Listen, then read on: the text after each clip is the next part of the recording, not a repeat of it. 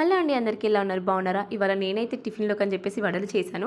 అలాగే ఇది చాలా తక్కువ ప్రాసెస్ అండి, సింపుల్గా అయిపోతుంది.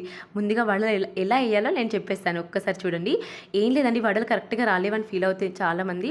అలాంటి వాళ్ళకి ఏం లేదండి, వడలు వేసేటప్పుడు మన చేతిని ఎక్కువగా నీళ్ళలో ముంచుతూ పిండిని తీసుకుంటూ అలా చేతిలో చిన్న హోల్ పెట్టుకుంటూ డైరెక్ట్గా వదలాలండి. ఎక్కువ మంట పైన వేసారనుకో పైన కలర్ వస్తుంది కానీ లోపల కాలదండి.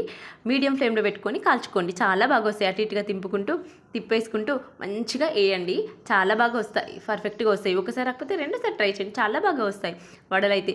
ఏం లేదండి, ఈ పిండికి అయితే 1/4 కిలో మినపప్పు తీసుకున్నాను. దాంట్లోకి ఒక 2 వెల్లిపాయలు, 1 పచ్చిమిర్చి, 2 కరివేపాకు రెమ్మలు, 3 కొత్తిమీర కాడలు వేసేసి అలా మిక్సీ పట్టేసుకున్నాను. అందులో కొంచెం జీలకర్ర, కొంచెం సాల్ట్ వేసేసుకున్నానండి. దాంట్లో వాటర్ అస్సలు వేయద్దు, వేయకుండా గరకగానే మిక్సీ పట్టేసుకొని ఇలా సింపుల్గా వడలు చేసుకుంటే చాలా బాగుంటుందండి. ఒక్కసారి నా స్టైల్లో మీరు ట్రై చేయండి.